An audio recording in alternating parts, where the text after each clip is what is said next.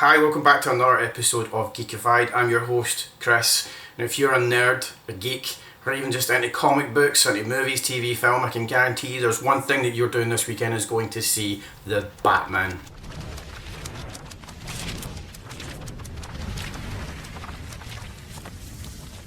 It's been a very short while since Ben Affleck dropped the cape and cowl and he's handed it over to Robert Pattinson.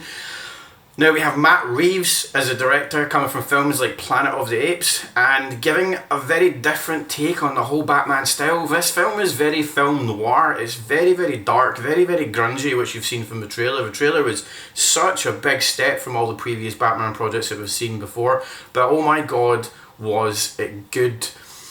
Don't even know where to start on this review. I'll start with the cast. Like, obviously, you've got Robert Pattinson taking over. Like, the controversy that we've seen from Robert Pattinson getting this role because people just didn't feel that they could dissociate him from playing a vampire. Yeah, it was a long time ago when he played a vampire in Twilight. Get over it. And why? Because this Batman is great. This Batman is year 2 Batman. If you don't really know what year 1, year 2 are in the comics, year 2 of the comic book is literally year 2 of him being Batman. Year 1 we've kind of skipped in this movie, but year 2 is when he became Batman. It's when he's been on the streets for about a year and he's trying his best to become what we know and love already, which is a really interesting take on it. Given Robert Pattinson's age, he's very young to be taking up the mantle. This fits in exactly well with this story, and it is absolutely incredible how they open this movie. If you've already seen the movie, the take of there's a very open monologue of Robert Pattinson talking about him being in the shadows and just the fear of knowing who Batman is, which creates everything that we know and love about Batman, but we still have Batman still learning about how to be Batman. The more interesting part that I found from this film is definitely more about Bruce Wayne. Where is Bruce Wayne? Bruce Wayne is not in this film. Bruce Wayne is barely in this film. You don't get to see him, you barely get to meet him. The only scene where we truly get to see a glimpse of him becoming Bruce Wayne is at a funeral for a certain character we won't talk about yet because we've not hit the spoiler button. But when we do get to meet Bruce Wayne, he's very quiet, very subdued and everything that's happened in his life, and Alfred is trying to guide him back into the path of being who he should be as Bruce Wayne. I think Pattinson is absolutely perfect. He's nailed this on the head. He's a very, very solemn being. He's very lost in his own world. He is very confused and struggling to hold on to both identities, which is things like Christian Bale managed to do absolutely perfectly, but he was playing a slightly older Batman. Christian Bale's Batman was a perfect playboy, but managed to be Batman absolutely epically as well. But that was at the end of the story of Batman.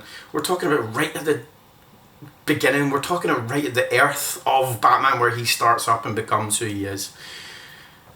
Next up we got Catwoman. Catwoman is one of the most important comic book characters there is in the Batman series, and she's played by Zoe Kravitz. Now Zoe Kravitz, again, everyone was quite interested on the take of what she would give. Didn't have very much controversy over her casting because seems like the right kind of fit. Zoe Kravitz I didn't actually know very much about and I haven't seen very much of her work, but she looks perfect for the role. After seeing the movie, amazing, absolutely fantastic. She just managed to grasp everything that Selina Kyle is about. I do miss slightly the slight mythology of Catwoman, which you did get to see in Batman Returns with Michelle Pfeiffer when she died, and the cats all lick her and they have this almost super being coming up from it, and who she was never really told. That creates an aura of a character, and I think that was very much missing from her character because she just was kind of an underling in the criminal underworld. Don't know how to explain any more from that because she was very good at the role, and I think she's probably been the best we've seen for quite some time since Michelle Pfeiffer. Michelle Pfeiffer did grasp it for me a lot better, but Zoe Kravitz was absolutely fantastic. I tell you one thing, I tell everyone, I really did hate Anne Hathaway's take on it. Sorry, Anne Hathaway. I just didn't believe Anne Hathaway could kick someone's ass, whereas Zoe Kravitz, totally believed it. There's so many fighting scenes where she looks the part, she is the part, and she just seems like she would be able to take down some of these mobsters. But again, one of the amazing things about this film is the realism of it. Is she doesn't always win. She gets in a couple of fights She gets a good couple of kicks in, gets a couple of good shots in, and the next thing you know, she's slammed off a table. She's because it's our guy she's fighting, because he's bigger, he's stronger, he's more powerful. And this is the realism which I really enjoyed about this film. Up next, Penguin. Penguin, played by Colin Farrell. Now, I had an issue with this. I don't know if anyone else will agree with this, but I did have an issue, and it's in makeup. Why not just cast someone else who's a bit bigger, who looks a bit more like the Penguin? Whereas I do agree with his casting, because he played it epically, the role was amazing. All I could see was this straight line of makeup. All I could see was this unnatural jiggling mass below his nose, and obviously the makeup department did really well because it looks good, but it still looked unrealistic to me, and you can see that. And my problem is, why not just cast somebody who's bigger? So why not just cast? There's so many great actors out there who could probably pull this off, and this is no offence to Colin Farrell, because Colin Farrell is possibly one of my favourite actors. He's amazing in absolutely everything he's done, but I just could only see this big jiggle. But hey, the performance, the story, and the storyline we get with Penguin is epic, leading up to the ending. We won't get there yet. Next up is Alfred. Alfred is played by Andy Serkis. Andy Serkis, so I'm going to say something a bit controversial. Andy Serkis was probably the weakest part of this for me. And I don't think it's anything to do with Andy Serkis. I don't think he had a good monologue in the hospital when he talks to somebody. We won't talk about that. And I don't think he actually had that much to do in this one. And I felt there was a very unnatural, mismatched energy between Robert Pattinson and Andy Serkis. I think the director could have done a little bit more to get these guys to be bounce off each other a little bit better, or added a little bit extra to the story. It just didn't work for me. Nothing to say that Andy Serkis isn't going to be a good Alfred. I think the next film which we will see, Andy Serkis probably will pull out of the bag and have a little bit more to do in this. Now, the villain of the piece is the Riddler. We haven't seen the Riddler in a movie since Jim Carrey. And that's Paul Dano, Jim Carrey, two very, very different people there, two very, very different styles that we're getting. We're getting a very realistic film noir Riddler, and what we get from this is terrifying. There was the first few minutes of the film, there's a couple of shots in it that you would expect straight out of some sort of horror movie, the way that Matt Reeves has done this. It's incredible, it's very, very scary, and it sets the tone for the rest of the movie, so well done on how that came about. It's just very well placed and very well shot. One film that this film has been likened to is Seven, and that is very close to what this film is like, the way it's shot, the way it looks.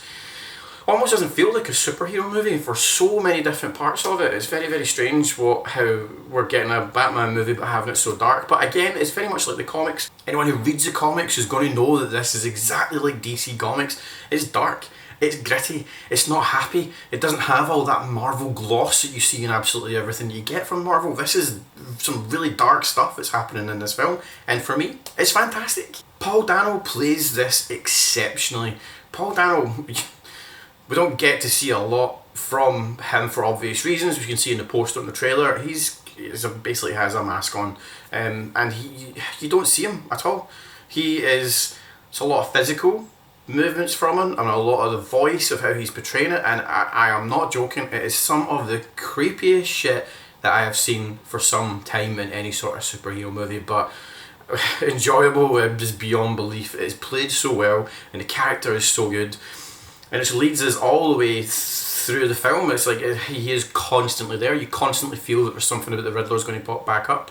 Now, absolutely everything I say now is going to be about the end of the movie or leading up to the end of the movie, so spoiler alert. From now on, I'm going to be discussing lots of stuff that will lead into the conclusion of the Batman, so if you haven't seen it, you don't want to know, please beat it and come back. Let's talk about the music. Music is such a prominent piece for this, and it is probably the most upsetting piece for me. Whereas the main theme for Batman is absolutely haunting and beautiful, I feel for me it's going to be not a big thumbs down, but probably somewhere in the middle. I didn't really enjoy it too much. I thought it was really, really good. I thought the piece is absolutely exceptional. It's powerful, it's very dramatic, and like I always say, in any good movie you should find that the music itself is almost like another character in the film. Well, unfortunately this character tried to be bigger than Batman, tried to be bigger than the actual story itself. There was a couple of points in the film I can't remember off the top of my head right now, there's a couple of points in the film where the music was so big and so dramatic that it didn't make a lot of sense in the scene. When it was used right, at the time at the bridge, at the car crash scene with Penguin, and near the end, it was absolutely perfect. But for me, it just felt like someone ran away with it. Someone just felt, well, do you know what? I'm going to put it in wherever I like. I'm going to just go crazy with it. I'm just going to put it everywhere. I've got such a big, powerful piece of music. Let's just play it everywhere. And no, it didn't really work. For me, it didn't anyway. But what a piece of music is absolutely exceptional. Here's a bit now. Absolutely fantastic. It's so big, it's so powerful, and it's dynamic. But one of the other things about the music I want to talk about is Nirvana. Nirvana, the song Something in the Way, plays such a big part of this movie. For something that's just constantly lingering, it makes you hear the song in the background. So let's talk about the lyrics. The lyrics of Nirvana, Something in the Way. Underneath the bridge, tarp has sprung a leak, and the animals I've trapped have all become my pets. And I'm living off grass and the drippings from the ceiling. It's okay to eat fish because they don't have any feelings. It seems to be that gloomy, just everything is evil and it's just constant uphill battle that obviously Bruce Wayne has in his head, that Batman has to deal with.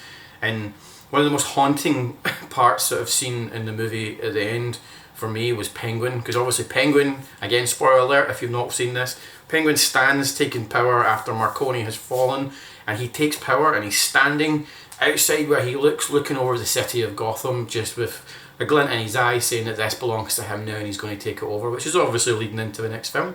But powerful image, powerful music, it works so well, and it links to those lyrics. I felt as if I was inside Penguin's head with those lyrics.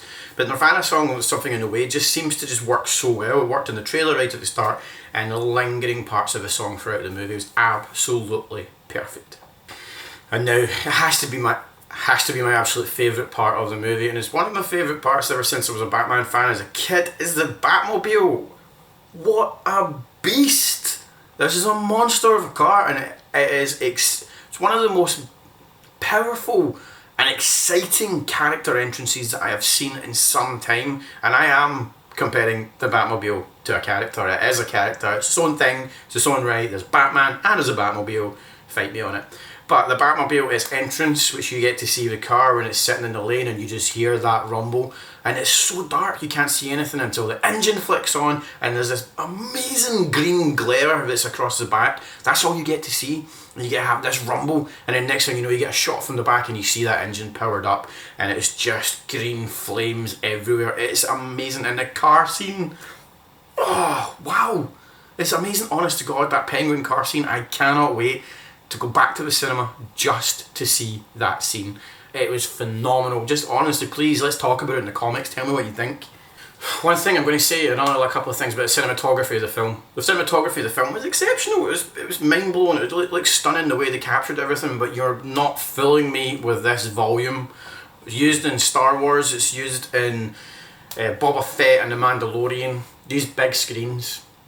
Can see it a mile off. I don't know if it's just me because I've seen so much of this stuff, but I can tell it's not real. Why not just go up some beautiful building in New York or Chicago and light it and add a little bit to it? But it just felt so fake. All these scenes where you've got Catwoman, Commissioner Gordon and Batman standing in front of just screens, it is so obvious, and I wish they wouldn't use it, but that's my bug to bear. Yeah, it does look okay, but no. I can see it. I can just see a screen. They're acting in front of a screen and it's just not great. Another really interesting part about this movie is the ending, and the ending, again, you've already had spoilers if you're still here and you haven't seen it and you're listening for a spoiler, because here it comes.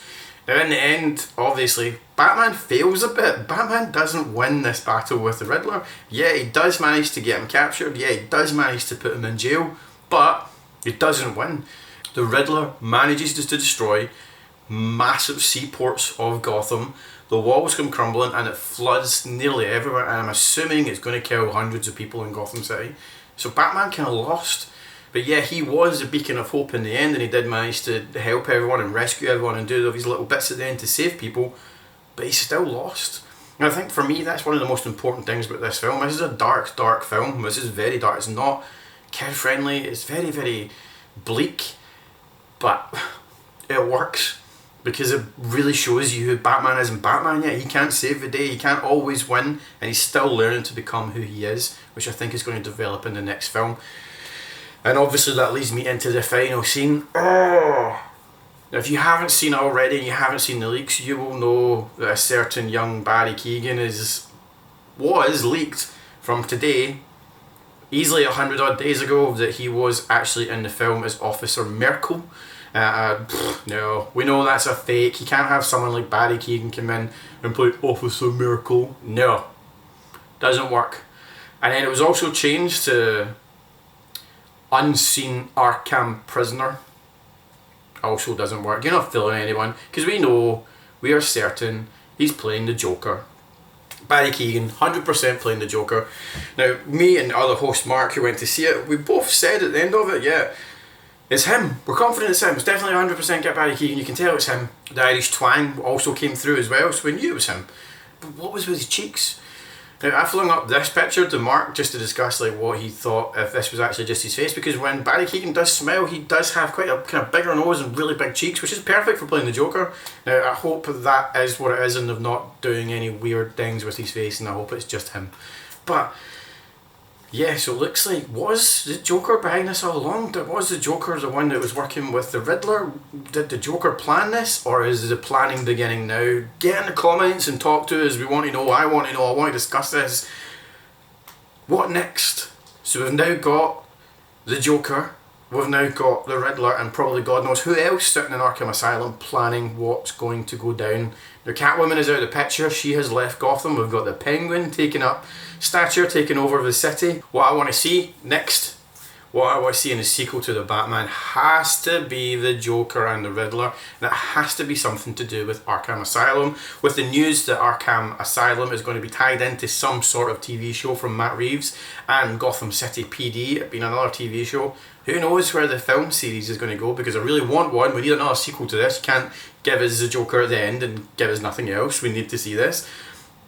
But what is the TV show going to show us? What are we going to get from the TV show? We're going to get just Gotham City PD and little glimpses of all the different people, because we've kind of had that with Gotham. And in Arkham Asylum, we're going to get little stories of the criminal underworlds, very like Tales from the Walking Dead, where we can pick up pieces from different characters that we've had and show little stories of, like, I don't know, any of the other previous characters, Victor Zar, like anyone. There's just so many, like, of this rogues gallery that we could pick from. So where do you think it's going to go? Hit us up in the comments. We're going to jump over to Nick for his quick review.